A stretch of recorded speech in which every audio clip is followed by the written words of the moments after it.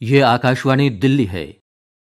कृपया हमारे अगले कार्यक्रम की प्रतीक्षा कीजिए। ये आकाशवाणी है। प्रस्तुत है विश्व रेडियो दिवस के अवसर पर रूपक दोस्त पूरी दुनिया का। आलेख राजीव कुमार शुक्ल। प्रस्तुतकर्ता डॉक्टर संजय सिंह वर्मा।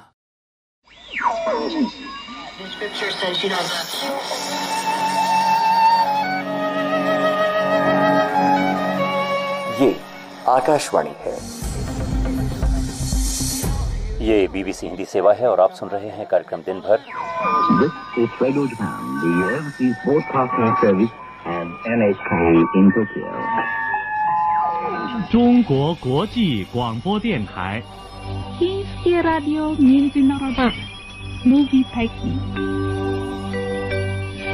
एक सदी से अधिक बीत चुकी है जब हमारी दुनिया में एक नए मेहमान ने दस्तक दी थी। ज्यादातर लोगों के लिए वो एक अनोखा अजूबा था, एक ऐसा बक्सा जो बोलता था तरह तरह की आवाजों में।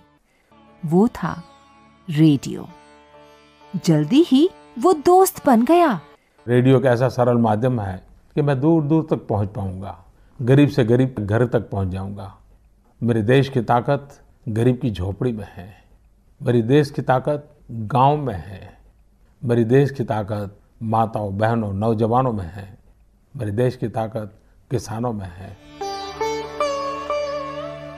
वैसे रेडियो की कहानी मनुष्य की कल्पना में तो बहुत पहले शुरू हो गई थी। भारत की अनेक पौराणिक कथाओं में आकाशवाणी होने का जिक्र आता है। आकाशवाणी यानी आसमान से आने वाली अशरीरी आवाजें। अपने मूल रूप में रेडियो आकाश से उतरने वाली ध्वनियों का संसार ही तो रचता है। मन का रेडियो बजने दे जरा, गम को भूल कर जी ले तू जरा, स्टेशन कोई नया ट्यून कर ले जरा, फुल टू एटीट्यूड दे दे तू जरा। परिवर्तन एक शाश्वत सत्य है। मीडिया परिदृश्य में अब ढेर सारे नए पुराने संगी साथी मौजूद हैं। कुछ रंग रूप बदला है, कहने सुनने के ढंग और आदतें बदली हैं। Akashvani FM rainbow.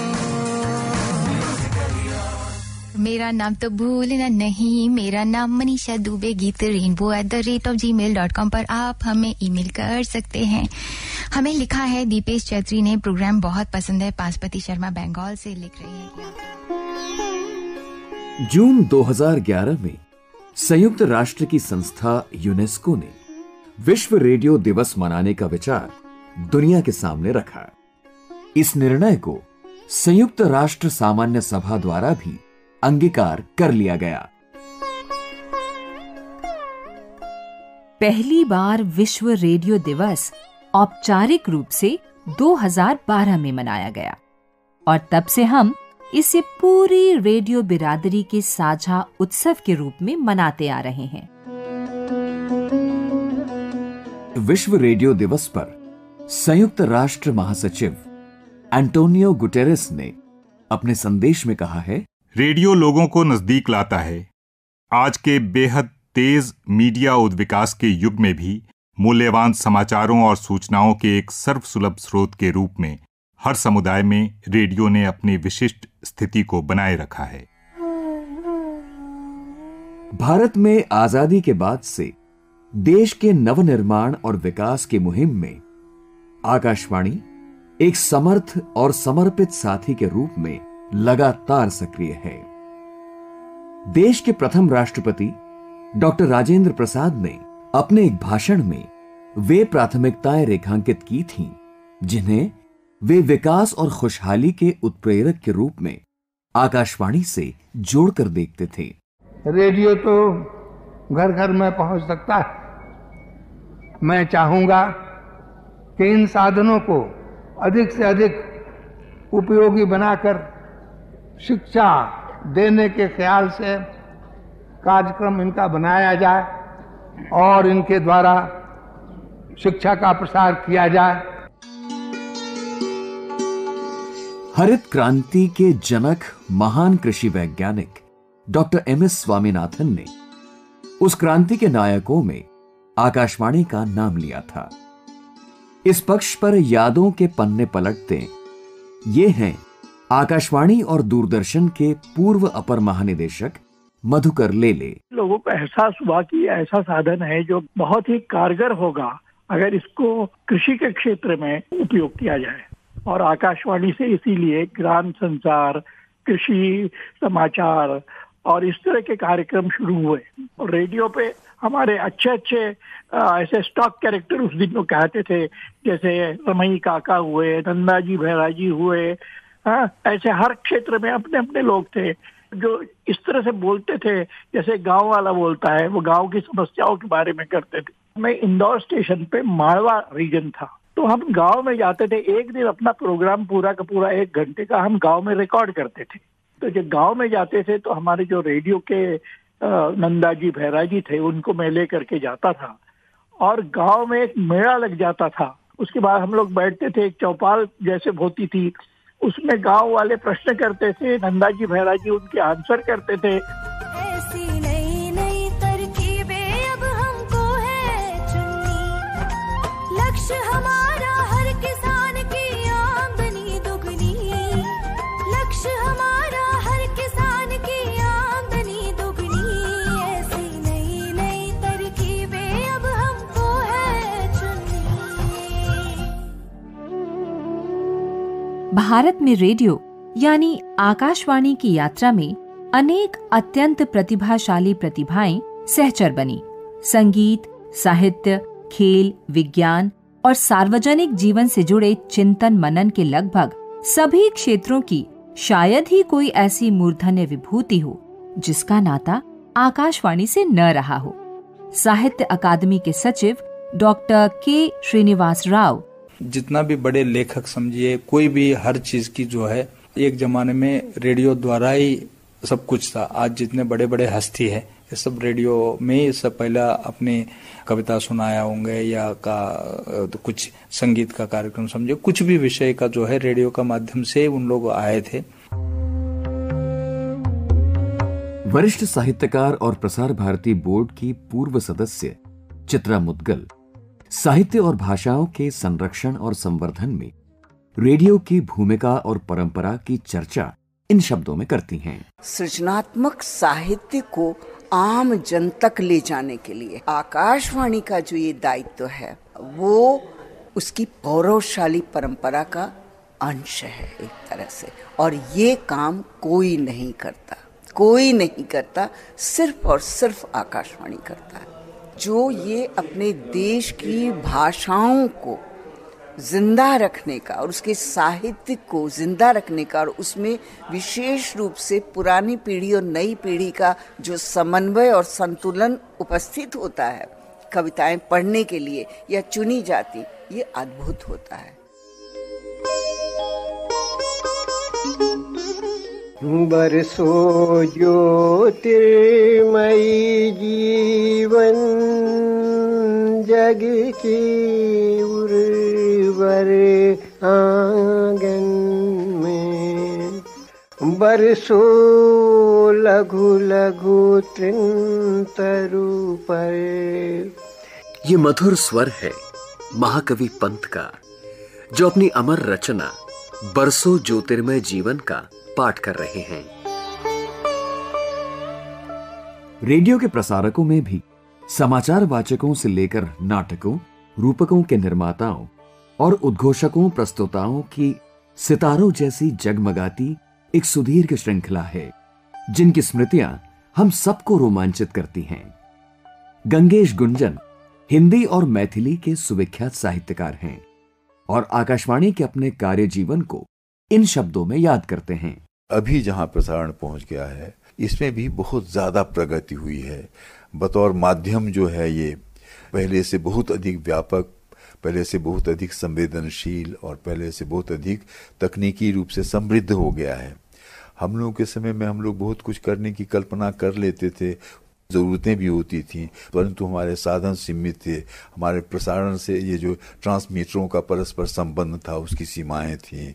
आज ऐसा नहीं है, आज तो प्रसारण के भी इतने माध्यम हो गए हैं। वैसे प्रसारण ने ही इस देश की प्रगति को यहाँ तक पहुँचाया है। आप जानते हैं प्रारंभिक रेडियो से लेकर के सामुदायिक रेडियो इत्यादि जो है, शैक्षिक प्रसारण इत्यादि तमाम चीज़ें जो हैं वो प्रसारण जगत की ही देन है। हरित क्रांति इत्यादि तो आप जानते हैं हमारे यहाँ उसका कितना महत्व है, तो सारा प्रसारण माध्यम के ही कारण हुआ। रेडियो जो है वो आपसे लेता कुछ नहीं, आप अपना कुछ काम करते रहिए। गणित बनाते रहते हैं बच्चे और गाना सुनते रहते हैं। विश्व प्रसारण दिवस ना, अब ये दिवस क्यों सोचा गया? ऐसी कोई विकलता तो है दुनिया भर में। आहा, आपका जाना पहचाना संगीत गूंजा।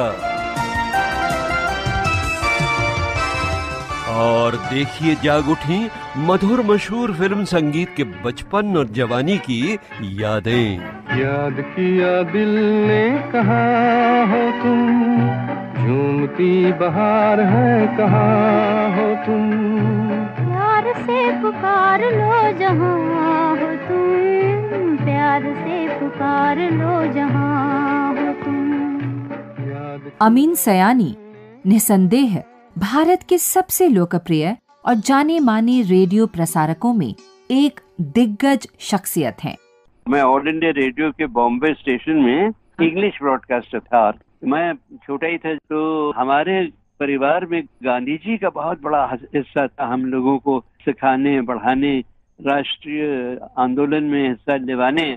और वो मेरी अम्मा को बेटी कहते थे और अम्मा हमारी बड़ी जबरदस्त सोशल वर्कर थी, खासकर लिटरेसी का काम अनपढ़ औरतों के लिए बहुत काम कर रही थी। तो उन्होंने मेरी अम्मा से कहा कि देखो तुम शुरू करो एक पत्रिका जो तुम्हारे घर से ही तुम उसको एडिट और पब्लिश कर सकती हो, अच्छे अच्छे लोगों को लेकर।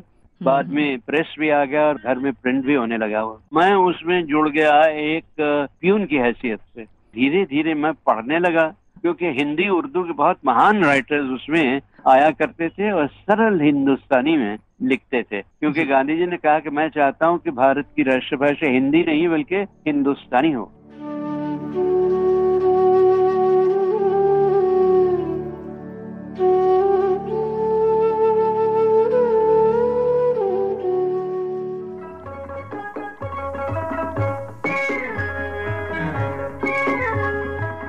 आकाशवाणी के सबसे लोकप्रिय चैनलों में निसंदेह विविध भारती का नाम सबकी जुबान पर आता है। कमल शर्मा ने एक प्रसारक के रूप में अपनी शुरुआत आकाशवाणी रायपुर में युवाओं के कार्यक्रम युवावाणी से की और फिर अनेक सोपान पार करते हुए वो मुंबई स्थित विविध भारती सेवा से जुड़े। कुछ यादें वो बांट रहे हैं। हम विविध भारती पर एक कार्यक्रम प्रस्तुत करते हैं त्रिवेणी। उसके पीछे यही उद्देश्य भी है कि हम जब अपनी सुबह की शुरुआत करें तो एक बहुत ही सकारात्मक विचार से करें, दिन भर एक सकारात्मक ऊर्जा से भरे रहें। तो ऐसा ही एक कार्यक्रम मैंने जीवन के संघर्ष पर किया था। तो मेरे एक सहकर्मी उन दिनों रिकॉर्डिंग कर रहे थे और उन्होंने आकर मुझे खबर दी कि कमल जी, एक महिला आपसे बात करना चाहती है। मैं गया और मैंने फ़ोन पर उनसे बात की तो उन्होंने कहा मुझे कि कमल जी, मैं आपका एक त्रिवेणी कार्यक्रम सुनकर आज जिंदा हूँ, क्योंकि मैं आत्महत्या करने जा रही थी और आपका कार्यक्रम जो था, जो जीवन पर केंद्रित था, वो विविध भारती से प्रसारित हो रहा था। मैंने वो कार्यक्रम सुना, उसका मुझ पर इतना सकारात्मक असर हुआ कि मैंने आत्महत्या का विचार त्याग दिया। मुझे याद है स्वर साम्राज्ञी लता जी ने एक भेंटवार्ता में बताया था कि कभी वो भी अपनी तरुणाई में रेडियो पर फरमाइशी गीत सुनने के लिए चिट्ठी भेजती थी।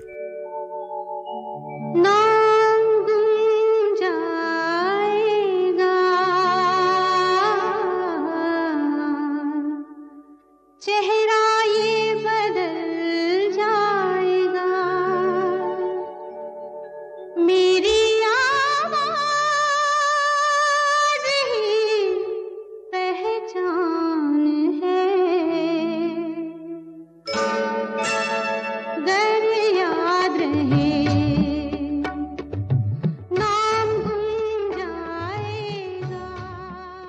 आकाशवाणी ने अपने अस्तित्व में आने के बाद भारत के इतिहास के लगभग सभी निर्णायक और महत्वपूर्ण पलों का पूरे देश को साक्षी बनाया। राष्ट्रपिता महात्मा गांधी के जीवन के अंतिम काल में दिल्ली में उनकी दैनिक प्रार्थना सभा की रोज रिकॉर्डिंग कर प्रसारित की जाती थी। डी.के. मदान वो दायित्व संभालने वाले दल के सदस्य थे और उन्होंने बापू की हत्या का दारुण दृश्य भी देखा था। मैं वहाँ पे इसलिए मौजूद था कि मैं ऑल इंडिया रेडियो की तरफ से हर शाम उनके व्याख्यान होता है उसको रिकॉर्ड करके और वही व्याख्यान 8:30 बजे शाम के ब्रॉडकास्ट हो जाया करता था। जब गोली चली, 3 गोलियां चली। पहली गोली चली तो मैंने सोचा कुछ होगा ऐसे ही। जब दूसरी चली तो फिर मुझे ध्यान से तो माइक्रोफोन को देख रहा था मैं उस समय कि ठीक चले। गांधी जी को बस गोली पड़ी तो वो एकदम से गिर गए। तो 2 लड़कियां थी उनके जिनके सहारे वो आया करते थे। पहले वो गिरी, फिर गांधी जी गिरे तो उन्हीं के ऊपर गिर गए।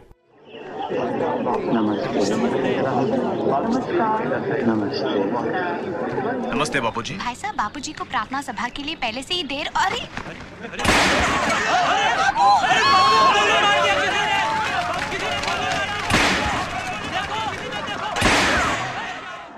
राम, राम। रेडियो के कार्यक्रम समाज के सभी लोगों के लिए होते हैं। ऐसा ही एक विशेष श्रोता समूह है दृष्टिबाधित लोगों का, जिनकी जिंदगी में रेडियो आवाजें ही नहीं, एहसासों और अनुभूतियों की समूची दुनिया लेकर आता है। ऐसे ही एक हमारे साथी हैं लखनऊ के मोहम्मद आजम। उनके लिए रेडियो मनोरंजन के साधन से बढ़कर एक पथ प्रदर्शक भी हुआ है। क्योंकि मैं विजुअली इंपेयर्ड हूं, मैं देख नहीं सकता, इसलिए मेरे लिए ये बहुत उपयुक्त साधनों में से एक रहा है। मैंने बहुत सारा सीखा, या फिर इंग्लिश हो या फिर हिंदी मेरा उतना अच्छा शायद ना हो कम्युनिकेशन लेवल पे, बट इंग्लिश मैंने बहुत बेहतर तरीके से सीखा वहां से। इतनी कमेंट्री मैंने सुनी रेडियो पर, उसके बाद मेरी इंग्लिश बड़ी इंप्रूव हुई। फिर मैंने कमेंट्री करना भी शुरू किया। रेडियो के श्रोताओं में भी अद्भुत विविधता के दर्शन होते हैं।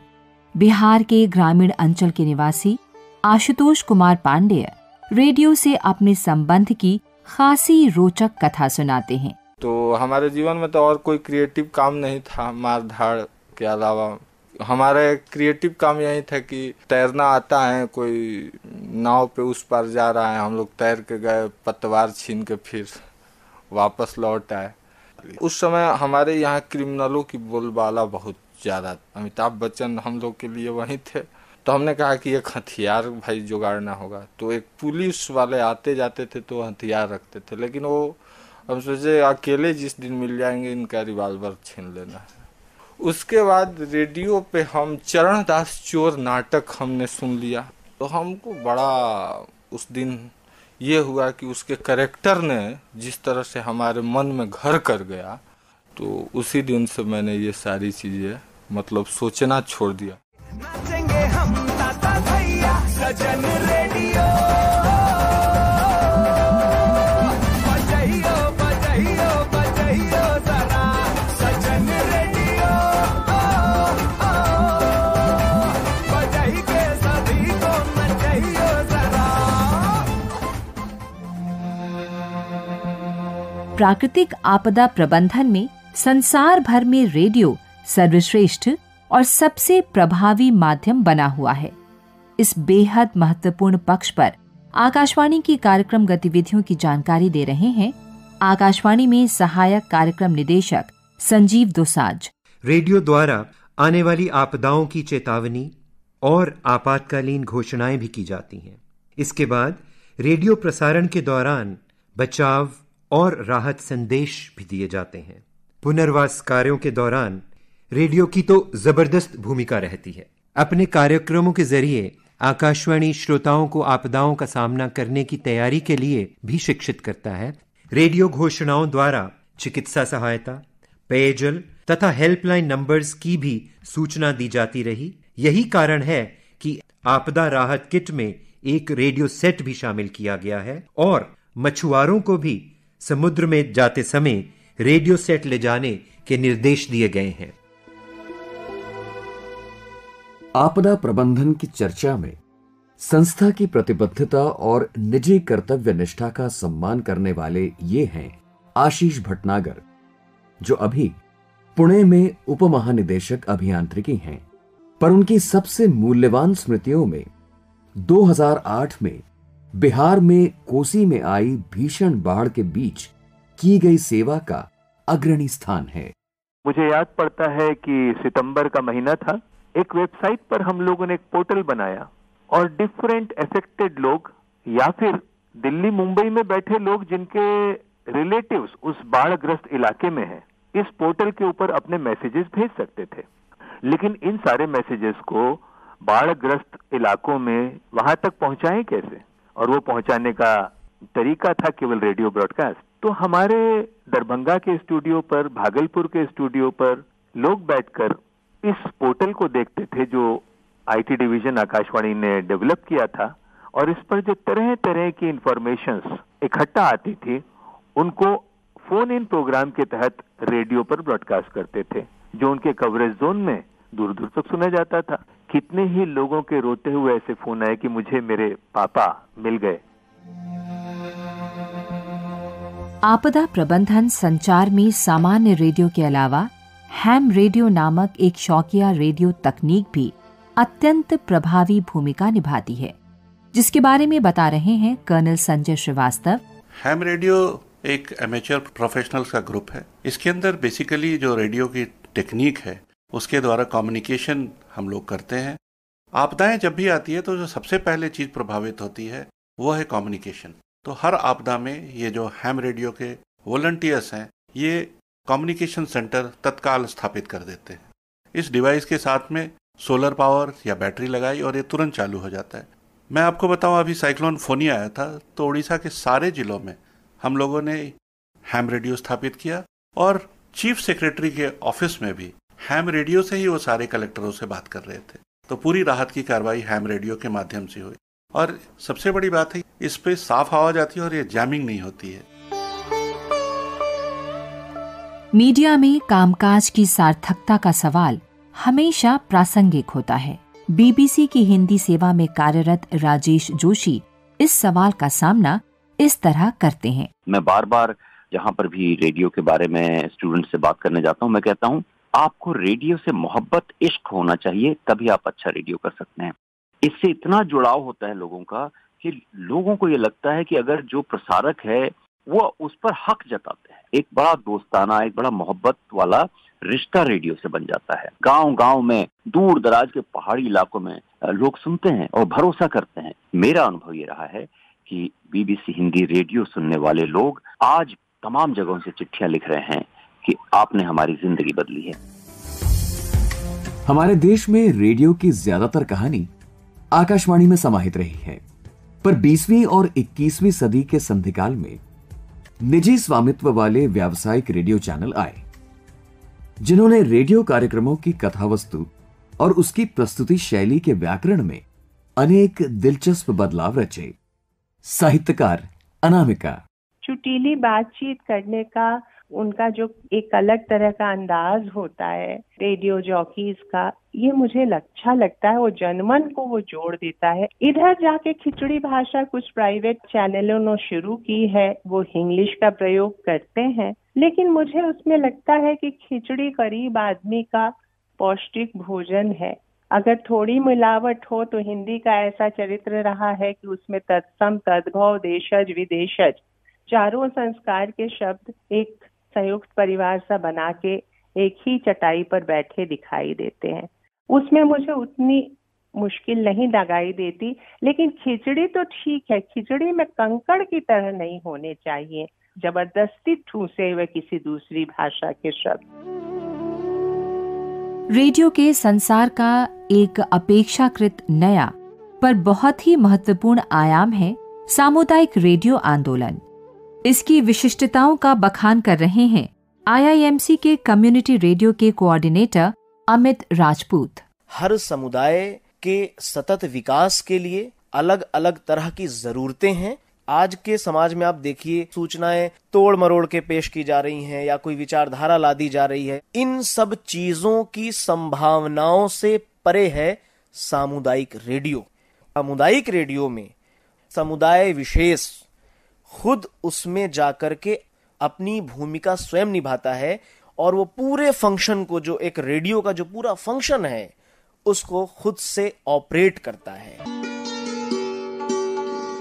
प्रसार भारती के मुख्य कार्यकारी अधिकारी शशि शेखर वेम्पट्टी, कंटेंट इनोवेशन होते रहना चाहिए और इसमें सबसे इम्पोर्टेंट ज़रूरी बात है कि content innovation has to be, जो नए टेक्नोलॉजी मीडियम्स हैं इनको किस तरह से हम उसका पावर को हम ले सकें। जैसे सोशल मीडिया को हम अपने प्रोग्राम में कैसे इंटीग्रेट करें, ये जो मोबाइल ऐप्स हैं इनको कैसे जोड़ें। तो content has to not only about the value of the content but also how do I, जिस तरीके से मैं टेक्नोलॉजी का जो पावर है उसको हम कंटेंट में कैसे ला सकें। नन्ही सारा की रेडियो से अनोखी दोस्ती है और उसमें रेडियो का आज ही नहीं, आने वाला कल भी सुरक्षित है। वर्ल्ड रेडियो डे पर मैं सभी बच्चों और पेरेंट्स से कहना चाहती हूँ कि रेडियो हमारा बेस्ट फ्रेंड है। मुझे माइक्रोफोन पर बोलना और घर में रेडियो सुनना बहुत अच्छा लगता है। एक बात कहूँ, मेरे घर में ना टीवी नहीं है। हंसिए मत, क्योंकि मैं बहुत लकी हूँ। मेरे पास एक छोटा सा रेडियो जो है, बच्चों को मोबाइल से दूर करने हेतु जनहित में जारी।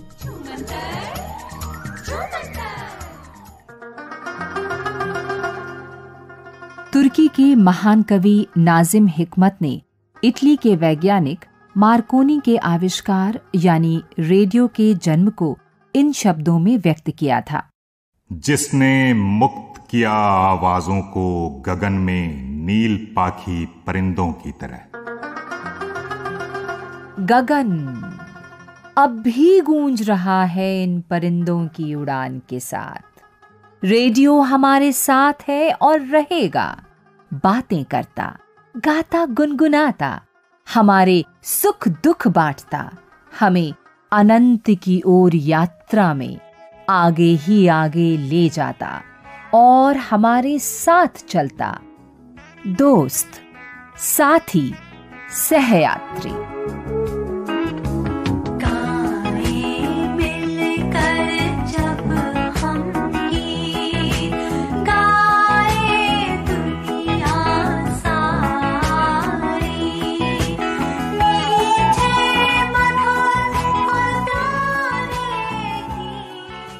दोस्त, पूरी दुनिया का विश्व रेडियो दिवस के अवसर पर अभी आपने ये रूपक सुना। आलेख था राजीव कुमार शुक्ल का।